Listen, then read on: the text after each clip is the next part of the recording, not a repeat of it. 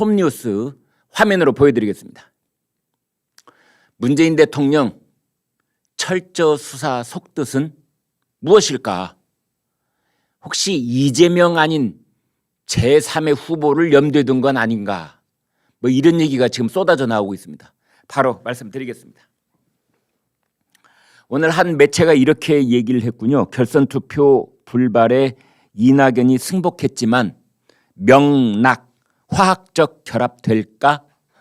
제목이 될까? 그랬습니다. 화학적 결합이라고 하는 것은 이른바 케미스트리, 케미가 맞는다고 그러지요. 그러니까 온 마음과 몸을 다 합해서 이제 한 몸, 원팀 이렇게 새 출발. 더불어민주당의 유일 대선 후보 이재명을 중심으로 전부 다 뭉치자. 이렇게 케미 될까? 안 될 것 같으니까 될까? 그렇게 제목을 붙인 거 아니겠습니까? 갈등 봉합에는 시간이 필요하다 했는데 시간이 필요하다 이 말은 좀 부드럽게 표현을 한 것일 뿐 지금 그 이낙연 후보 캠프 오늘 오후 1시 30분에 캠프 해단식을 한다고 합니다. 이낙연 후보 대선 후보 캠프 해단식. 아마 그 해단식에서 울고불고 할 사람도 있을 거고 비분에 차가지고 책상을 두드리는 사람도 있을 거고 아마 그럴 겁니다. 순조로운 해단식이 될지 지켜보겠습니다만 시간 이야기겠지요. 갈등 봉합에는 시간이 필요합니다. 라고 말은 하고 있으나 글쎄요 입니다. 글쎄요 입니다. 오늘 그 정부 세종 컨벤션 센터에서 초광역 협력 지원 전략 보고회가 열립니다. 여기에 문재인 대통령도 참석을 하고 이재명 후보도 경기도 지사 자격으로 참석을 합니다. 그래서 문재인, 이재명 이제 경선이 완료된 후 처음으로 조우하는 자리가 있습니다.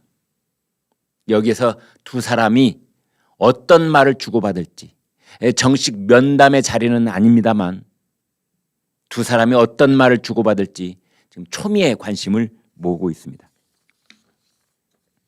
어제 당무위원회 현장 참석이 49명, 서면으로 15명, 모두 64명이 참석을 했다고 합니다. 여러 가지 갑론을박이 있었으나 결론은 이낙연 후보 측의 이의 제기를 받아들이지 않는 것으로 그렇게 결론을 냈고 이낙연 후보는 당무위원회의 결론을 수용하겠다 이렇게 얘기를 했습니다. 그대로 옮겨드리겠습니다. 이낙연 전 민주당 대표 자기 육성으로 얘기한 것이 아니라 페이스북에다가 이렇게 글을 올렸습니다. 대통령 후보 사퇴자 득표의 처리 문제는 과제를 남겼지만 당무위원회 결정을 존중한다. 대통령 후보 경선 결과를 수용한다. 부족한 저를 도와주시고 지지해 주신 모든 분께 눈물 나도록 고맙고 미안하다. 민주당이 직면한 어려움을 타개하고 국민의 신임을 얻어 정권을 재창출하기 위해 제가 할 수 있는 일이 무엇인지 숙고하고 작은 힘이나마 보태겠다. 라고 말했습니다.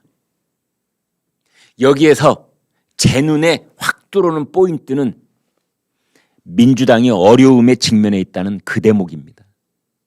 민주당이 어려움에 직면해 있다.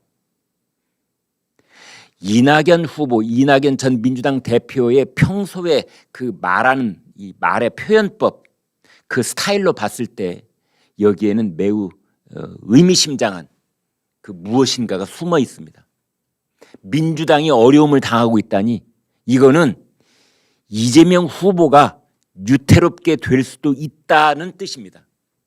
이재명 후보가 이제 단일 후보가 돼 있는데 이재명 후보가 어렵게 되면 그것은 민주당이 어렵게 된다는 뜻입니다. 이재명 후보에게 축하한다고 말을 하는 마당에 이재명 후보를 직접 거론을 하지는 않고 한 바퀴 돌아가는 겁니다. 민주당이 직면한 어려움, 그것은 곧 무엇으로부터 촉발되는 것일까요? 그렇습니다. 바로 대장동 게이트로부터 촉발되는 민주당이 직면한 어려움이 되는 것이고 그 장본인은 이재명 경기지사가 된다, 그런 뜻입니다. 검찰 포토라인에 서게 되는 경우, 참고인 조사에 직면하는 경우, 서면 조사, 특검으로 가게 되는 경우, 그런 것들을 다 포함하고 있습니다. 언제까지? 내년 3월 9일 전까지. 아니, 금년 이내로. 그래서 대선 후보를 다시 뽑아야 되는 상황, 플랜 B를 가동시켜야 되는 상황, 그런 것들이 다 함축되어 있는 의미가 민주당이 직면한 어려움, 그렇게 이야기를 한 겁니다. 민주당이 이 대선 경선 과정에서 있었던 여러 가지 그 복잡 다단했던 충돌과 그 난제들 해결됐다고 생각하십니까, 여러분은? 지금부터 말씀드린 5가지 점에서 여전히 불은 내연하고 있습니다. 첫 번째, 오늘 11시에요. 민주당 내 강성 지지층을 중심으로 해서 서울 남부지법에 대선 경선 효력정지 가처분 신청을 낸다고 그렇게 되어 있습니다. 지금 이 시각 현재 아마 제출했을 가능성이 있는데요. 소송인단만 1만 명이 넘었다. 지금 거기까지 소식이 나와 있습니다. 가처분 신청의 내용을 지금부터 좀 소상하게 말씀을 드리겠습니다. 이렇게 되어 있습니다. 민주당 당헌당규 59조, 60조 준비되어 있으면 띄워주시겠습니까? 이 내용을 보면은 이 내재적인 어떤 문제점이 여기는 도사리고 있습니다. 59조 제1항을 보면은 특별당규에 이렇게 되어 있습니다. 경선 과정에서 후보자가 사퇴하는 때에는 해당 후보자에 대한 투표는 무효로 처리한다. 이제 얼핏 들으면은 후보자가 사퇴하면 정세균, 김두관 이 사람들이 사퇴를 했으니 그 사람들이 얻었던 표는 무효로 처리가 되겠구나, 이렇게 보이는데요. 사정은 그렇게 쉽지가 않습니다. 이제 59조 1항 자세히 보십시오. 사퇴하는 때에는 이렇게 되어 있습니다. 누가 저 특별 당규를 만들었는지 그 사람 한 대 맞아야 되겠습니다. 저렇게 애매모호하게 해놓으면 어떡합니까? 그러니까 한 달간에 걸쳐서 경선, 순회 경선이 쭉 진행 중인데 후보가 중간에 사퇴하지 처음부터 사퇴하는 경우는 거의 없지 않습니까? 이 자기 성적이 신통치 않으면은 중간에 사퇴를 하는데, 그러면 중간에 사퇴를 할 때 그 이전에 얻었던 표는 어떡하란 말이냐? 당연히 이런 문제가 불거지는 겁니다. 그런데 저 특별 당규에는 그 부분에 대해서 아무 말도 하지 않고 있습니다. 정세균 후보가 충청 지역에서 순회 경선을 할 때까지만 해도 내가 끝까지 완주하겠다 가는 얘기를 했는데, 호남에 가서 호남 투표가 막 진행 중인데 성적이 신통치 않으니까 나는 사퇴하겠다, 만약 이렇게 했다고 했을 경우에 충청 지역에서 이미 얻은 그 표는 어떻게 하느냐, 이런 겁니다. 예를 들면 계속해서 특별당규 60조를 같이 보겠습니다. 이렇게 되어 있습니다. 선거관리위원회는 경선 투표에서 공개된 개표 결과를 단순 합산해 유효 투표수의 과반수를 득표한 후보자를 당선인으로 결정한다, 이렇게 되어 있는데, 경선 투표에서 공개된 개표 결과를 단순 합산한다. 그러면은 더불어민주당 선거관리위원회는 충청 지역의 경선 결과를 마이크 앞에서 선거관리위원장이, 이상민 위원장이 직접 공개를 했습니다. 그렇다면 그 공개된 것은 정세균 득표, 김두관 득표 제1차 순회 경선 때 공개한 그 결과는 단순 합산을 해야지요. 그런데 지난 10일 날 최종 결과를 발표하면서는 단순 합산을 한 것이 아니라 빼버린 겁니다. 그러면은 저 같은 사람이 봤을 때도 저 특별 당규 제60조 1항하고는 충돌을 하는 겁니다. 자, 이런 내용을 갖고 이제 서울 남부지법이 가처분 신청을 인용을 할지 기각을 할지 그 순간에 와 있는 겁니다. 만약 서울 남부지법은 여의도 국회의사당을 관할구역으로 갖고 있기 때문에 아마 서울 남부지법에 낸 것 같아요. 서울 남부지법이 이 가처분 신청을 인용을 하게 되면은 이재명 대선 후보라는 말은 이제 쓰지 못하고 이재명 경기지사가 되는 것이고요.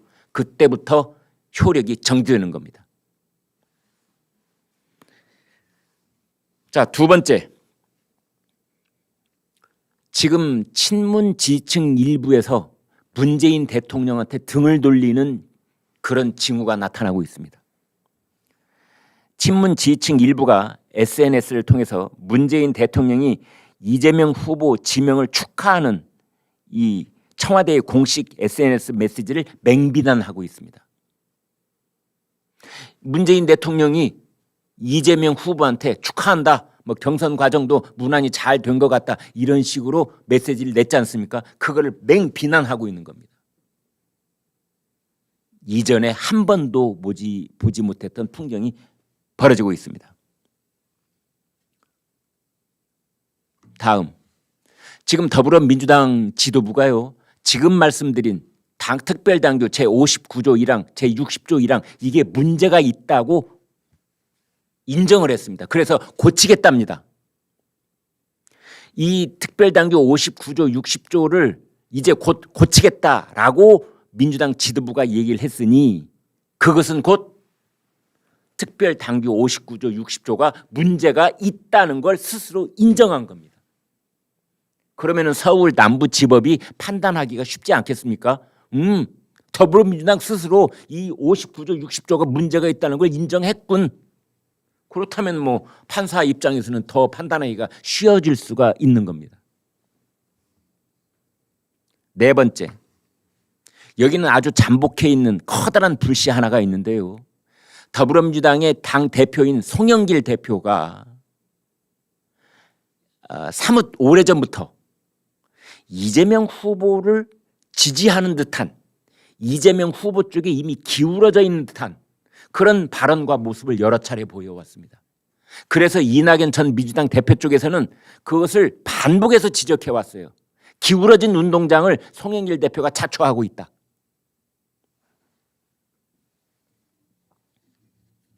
다섯 번째, 여러분 여기에 핵심 포인트가 하나 더 있습니다.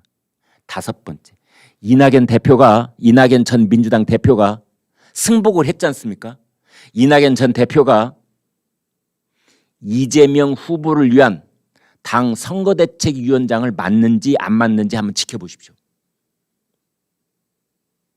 많은 정치평론가들은 그럴 리 없다, 이낙연 전 민주당 대표가 당 선거대책위원장 맡을 리가 만무하다, 지금 이렇게 보고 있는 겁니다. 만약에 이낙연 전 민주당 대표가 더불어민주당의 대선 선거대책위원장 자리를 맡으면 그거는 진심으로 승복한다는 뜻이고, 그걸 맡지 않으면 불씨는 계속 안에서 타오르고 있다고 봐야 할 것입니다. 정말 한 번도 보지 못한 일들이 또 벌어지고 있는데요. 친문의 강성 지지자들이 조국 전 법무장관의 책을 불태우고 있습니다. 사진 보여드리겠습니다. 바로 저 장면입니다. 지금 왼쪽은 가스불인데요. 그 가스불 위에 책이 한 권 놓여져 있는데 저게 조국 회고록이라는, 조국의 시간이라는 책입니다. 저 책을 불태우고 있는 겁니다. 왜 그러느냐? 조국이 이런 SNS 글을 올렸기 때문입니다. 보여주십시오. 이낙연 후보의 승복으로 민주당 경선이 끝났습니다. 제안 하나 올립니다. 자신이 반대했던 후보에 대한 조롱, 욕설, 비방글을 내립시다. 이제 처음에는 저렇게 올렸다가 승복이라는 표현을 오른쪽에 보면은 수용 선언이라는 단어로 바꿨는데 뭐 그게 그겁니다. 도찐 개찐인데요. 단 이제 조국 씨가 저런 글을 올리자 강성 친문 진영 쪽에서 벌떼처럼 지금 들고 일어선 겁니다. 제가 직접 소개해드리겠습니다. 문재인 대통령 팬 카페 젠틀제인, 여기서 이런 글들이 올라오고 있습니다. 조 전 장관의 페북글 왜 이렇게 낯설지? 이 내용이 중립은 아닌 것 같다. 뭐 경선 결과가 잘 됐다 이런 느낌인데 서초동에 매주 나가서 검찰개혁, 윤석열 아웃 외친 문파들은 여기 다 있는데 그동안 우리가 이재명을 조롱했다는 거냐? 마음의 빚 청산합니다. 마음의 빚 청산하겠답니다. 문재인 대통령이 조국 씨에 대해서 나는 그 사람에게 마음의 빚이 있어 그렇게 말한 적이 있지요. 그 빚 이제 청산하겠답니다. 빠이빠이 조국, 너랑 다시는 상종 안 할래. 그런 뜻입니다. 이제 갈 길 갑시다. 배신감이 괴롭다. 이낙연 전 대표가 결과 수용한다니까 바로 이재명한테 들러붙는 거냐? 조국, 당신 이제 이재명한테 가서 붙는 거야? 이제 그런 겁니다. 오마이뉴스하고 리얼미터가 여론조사한 게 있는데요. 이낙연 지지층만 따로 여론을 조사했더니 이재명 후보에게 투표하겠다는 사람이 14%, 윤석열 후보에게 투표하겠다는 사람이 40%랍니다. 오늘 한국일보가 이런 분석 기사를 냈습니다, 여러분. 문재인 대통령은 왜 철저 수사를 지시했을까? 대장동 수사 지시가 남긴 궁금증 4가지. 첫 번째, 이재명 후보를 교체하려는 그런 걸 염두에 둔 것일까? 오늘 저희의 썸네일 제목을 여기서 따왔습니다. 이재명 후보 교체 가능성까지 문재인 대통령 마음속에 있는 것일까? 두 번째, 어떻게든 특검은 피해보고자 하는 거 아닐까? 특검만은 안 돼. 특검은 시간이 너무 많이 걸려. 그러니까 특검 하자는 소리가 쑥 들어가도록 검찰하고 경찰이 발바닥에 땀 좀 내봐. 그런 뜻이었을까? 세 번째, 수사 가이드라인을 제시한 것은 아닐까? 수사 가이드라인. 이재명 후보에게 면죄부를 좀 줘. 빨리빨리 수사해서 꼬리 자를 거 자르고 유동규와 김만배가 다 해먹었고 이재명 지사는 아무런 상관이 없다고 그렇게 발표 좀 빨리 하라고. 이것이 첫 번째, 면죄부 주는 것. 아니면 문재인 대통령 마음속에 제3의 후보 생각이 지금 있는 것일까? 제3의 후보 얘기가 지금 입소문을 타고 이리저리 퍼지고 있습니다. 말씀드리겠습니다. 김부겸 제3의 후보, 김부겸을 염두에 두고 있는 것이다. 뭐 믿거나 말거나입니다만 그런 소문은 퍼지고 있습니다.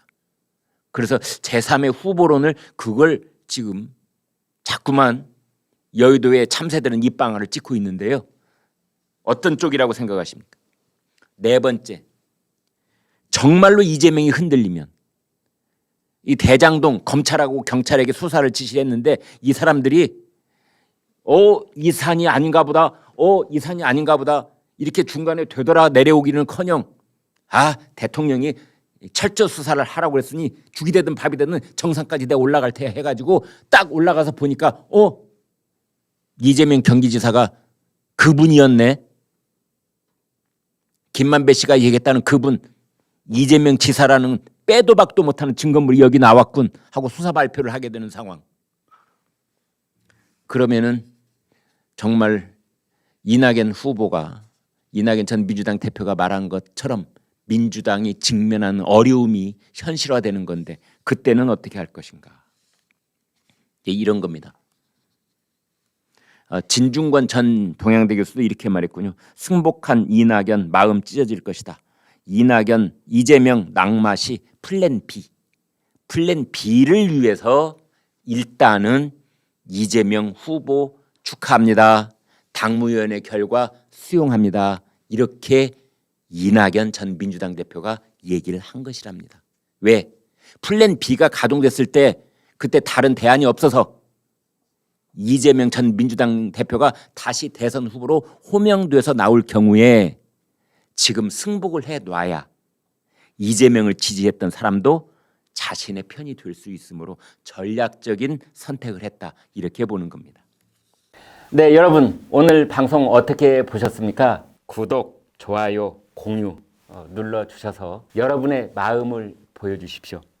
여러분의 마음을 보는 순간 저희는 엄청난 힘을 얻습니다. 고맙습니다.